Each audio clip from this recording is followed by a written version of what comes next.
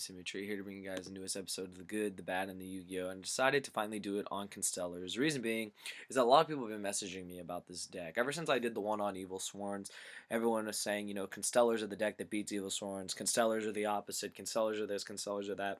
And it's a deck that I had only heard about. I had seen a couple videos on it, but I had not really looked into it because I don't really focus on decks that are kind of still being processed, still being released. And when the Hidden Arsenal comes out, of course, you know, this deck will be legal. So that's a lot of things. A lot of people are waiting for that. They don't really want to see new stuff. But if you think in retrospect, being prepared is probably the best thing you can do in this game because you're able to see stuff that comes out of what's going to come out and how it's going to, you can pretty much predict how it's going to shape the meta. So that's why I'm doing Constellars today. I want to give a couple shout outs, a couple thank yous. I want to thank Scott Varner, aka Zero Wolf, here on YouTube. Channel annotation will be down in the description. I want to thank Ian Beamon. If I say your guys' names wrong, I do apologize. I'm aka Mewtwo742, and Logan Johnson and Lyndsay Anderson, as well as Mike Sloan. They all were kind enough to send me templates for this deck, and I took all their ideas and I basically just made this. And what this is just a basic template of the Constellar modules you can run. The only reason Honest isn't here is because they're all light, so pretty much common sense. And the Bear is in here because of the tankies and all that. And that's something I noticed with a lot of the templates they sent me, was that the deck was running, of course, tanky and running Bear because Bear is added pressure. It's something that decks like Wind Up have been doing, adding a Bear to the main deck so that you have that tanky target outside of Rabbit. So I thought that was really cool. And the beauty of tanky is you're able to search. What I liked about this deck immediately when I watched a couple videos on it, did some research on it, is that the deck's very fast. The deck is very fast, like Evil Sworn. Shooting out a rank 4 XYZ is so simple, and the ability to modify levels because of cause or chaos, however you want to say it, is great because you're able to summon M7. You're able to summon what's this other one? Pleiades. I'm so bad at these names, you guys. But you're able to summon these guys. You're also able to summon Volcasaurus, which I forgot to put down here, but Volcasaurus is a bitch. A one-sided Ring of Destruction is crazy. But I'm going to start with what I think is good about the deck. What I think is good about the deck is fast. Like I already said, the deck is fast. The deck puts immediate pressure on the board, and it's able to bust out these crazy, ridiculously broken XYZs, which I think is really cool. What I like the most in this deck is mostly the ability to bring out rank. It's basically summoning level 4s, and then you decide at that point what you want to do. Sometimes you can just beat down with them. Sometimes you can just XYZ with them. You can do whatever you want. And then I think my favorite card in the deck, like just from doing research, is Caius, because of being able to have that wind up shark ability. Being able to increase a level or decrease a level is really cool. It really opens up your XYZ plays, which I think is great. And of course, it's searchable by Tengi. When I saw that, I mean, I kind of felt like everyone was like, "Slim, you're such a noob. You didn't know that?" Well, yeah, I didn't know it. I haven't really researched the deck.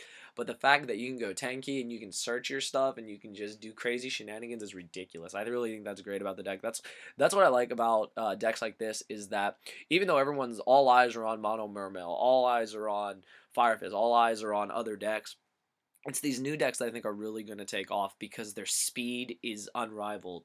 I know a lot of people are going to want me to do one on the new dragons, which I will be doing soon, but in the meantime, I just want to focus on these decks because the speed of these decks is insane. I've always liked decks that move fast, decks that search, decks that um, allow additional normal summon, decks that get monsters on the board, get immediate pressure on the board, are really good in this game because it's a mental thing that when your opponent sees multiple monsters on the board, they see a big XYZ made, they see protection set, their whole concept of how they're going to play the game completely changes, because it's like seeing a Logia set 4, you pretty much are kind of packed against the wall. When you're a water player, they flip macro, you're really backed against the wall. And that's the things that these decks do, is they really just add a lot of pressure, immediate pressure on the board, which I really like. So continuing with what's good about the deck, I like the fact that Constellar, oh God, why am I so bad at these names? Algedy, I'm really bad, you guys. If anyone wants to, I know you guys are going to comment below and like, Slim, you can't pronounce anything. Well, it's kind of true. If you guys want to just tell me how to say these names, I'd appreciate it. I'm not going to look it up on Wikia. But Algedy, and let's see, because this one allows you an additional normal summon. as well as Pollux, which I really like. I like the fact that, like I said before, that being able to summon multiple monsters, because it's kind of like the Thunder family, where you're able to summon multiple monsters. You're able to make your rank 4s very fast, which is great. It's just like with Evil Sworns, you're able to make Ophion immediately. So that's what I like about these cards. What I also like is that by running Fire Formation Tanky, you're able to search out, like I said, you're able to search out uh, Kaya's, and you're able to search out a bear if need be, which is great. So you have a lot of searching. Plus, you're able to Rhoda for, which one is it? You're able to Rhoda for Constellar Pollux. So you see, you're able to search so fast in this deck that you get immediate hand advantage and you get immediate monster presence on the board, which I really like. You have your Sheridan, which is basically a Stratos. That's great. Um, if only its stats were switched. I think if it was the 1900 with only 700 defense, it'd be pretty busted. But, you know, that'd be a little too busted. Bigger than Stratos. You're able to search any Constellar. That's great. Love it. And that's what I think is really good about this deck. Being, like I said before, being able to search stuff, being able to get immediate board presence is really important right now in this format. So that's what I really like about the deck. That I think is good about the deck. It's consistent, it's fast, it gets immediate pressure on the board, and it makes it so that your opponent is going to have to really have answers. And they're going to, in order to get rid of like your field, they're going to have to go a lot more than 1-for-1s on this deck. So I really do like that a lot. Now that's what's good about the deck. Other things is, like, you guys can see I put up like basically all the Constellar cards over here for the fact that there may be some that I missed, there may be some that people are going to use eventually, but I really didn't see any other ones. I put this, what is it, the star chart. I put the star chart in the side, not even in the main template, because I've seen some builds that run and some builds that don't. I kind of like the idea of when a Constellar XYZ is summoned, you get to draw a card, but at the same time, I feel that you don't need to waste a lot of main deck space for a card like this. Since your deck moves so fast, I don't think it's actually 100% necessary, because there are times where you're not always going to go into a Constellar XYZ. Sometimes you're going to have those situations where you go into Blackcorn, you go into Pappy, you go into Shock Match, you go into all these other cards. And this card will kind of sit there and kind of be a dud for the fact that you could replace it with something better. You could replace this card with other traps, with more formidable spells, stuff like that. And stuff that you just don't want lingering there. Granted, it's MST bait, but your opponent's going to play around and they're going to be able to just MST your real back row. So I feel that this card is a hit or miss. I don't think I would actually run. I might run one, but I don't really see myself running it when I do make the deck. Maybe I'm wrong, but I think that this card is just kind of, it's iffy right now. Other cards, of course, there's a lot of these cards that would remain face up, and I really don't like that for the fact that they clog your back row. This is another cool one. What's cool is that the activation of light monsters can't be negated. That's pretty cool. But at the same time, you know, it's MST bait, and having to clog your back row kind of sucks. But I mean, the format may shape up where that's okay. But for now, I'm not using any of the main like theme cards in the deck or even in the template right now. And then of course there's all these other ones. I didn't put multiple copies only because I wanted to show you guys which the main XYZs are. You got Hiatus. You've got this one's really cool. I like the idea of changing all monsters to phase of defense position. That's pretty cool. Omega, you know, self-explanatory. It's crazy. All face-up Constellar monsters are unaffected by spell and traps. I don't even talk about this card. This card is the nuts. I love this card. Pleiades is really cool. You know, it's a compulse. You've got man, these names are ridiculous. I can't even pronounce that. Praespi or something like that. Which is cool, is you're able to give this 1,000 more attack, which is really good, making it a 3,400 beater. That's really good, especially in the damage step. Damage step is really big this format. Of course, M7, you guys already know what M7 does. And this is another card they told me to run, Star Liege. I've actually played against this card. You can play friends that have heroes, and this card really just being able to put a monster down to 0 permanently is ridiculous. It's so easy to summon since you basically run all level 4 lights. So pretty busted. This card's really great. And of course it's an honest target again, which is just busted beyond belief.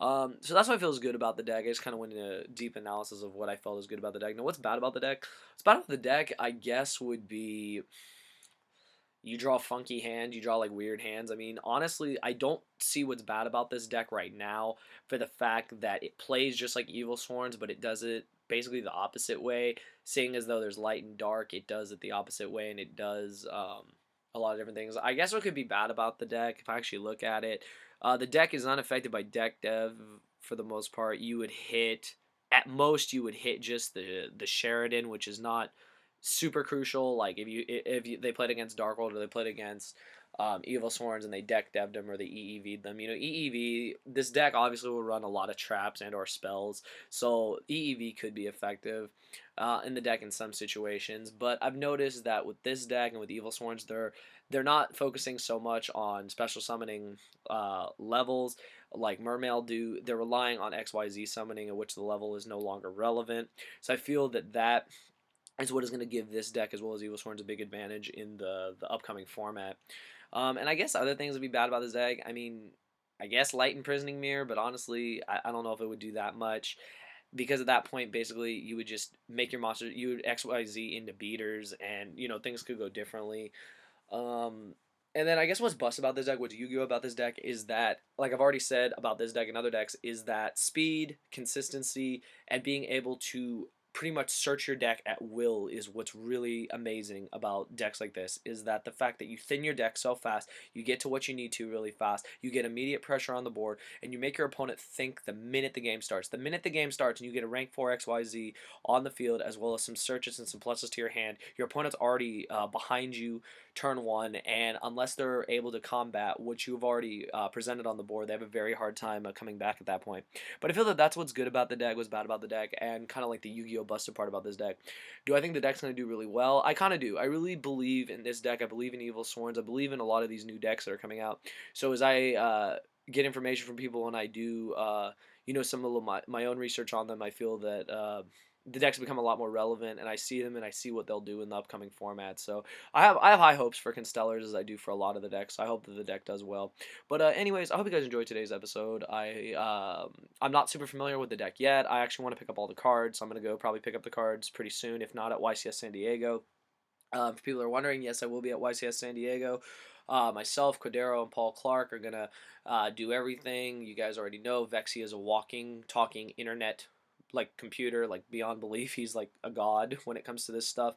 He'll be keeping you guys up to date on the ARG fan page. Paul and I will, and himself will be doing all the deck profiles. A lot of people are wondering, you know, how different it's going to be since it's sealed. I've never been to a sealed event. There's only been one other one in Europe. So this will be a new experience for me, but I think the footage will be great too because it challenges you as a deck builder, which I really like. And then day 2 is going to be really interesting since you get to play constructed. So I feel overall it's a really good challenge for players.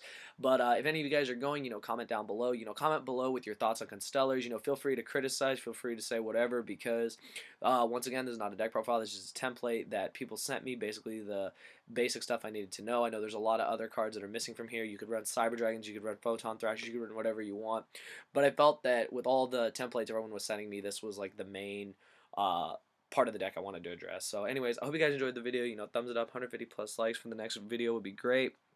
I won't be uploading as much till I get to San Diego, but once I get to San Diego, you guys already know we'll be on top of the deck profiles like we've been at the last couple YCSs. So I hope to see you guys there. Those of you that can go, it's gonna be a really great event. You get a DMOC mat. That's just the nuts. Like that's that's worth going just in itself. But anyways, I hope you guys enjoyed the video, and I hope to see some feedback. And feel free to leave video responses on Constellars, so everyone here on YouTube and myself can learn from that. So that's all I got to say, guys. Thumbs it up, and thank you for watching.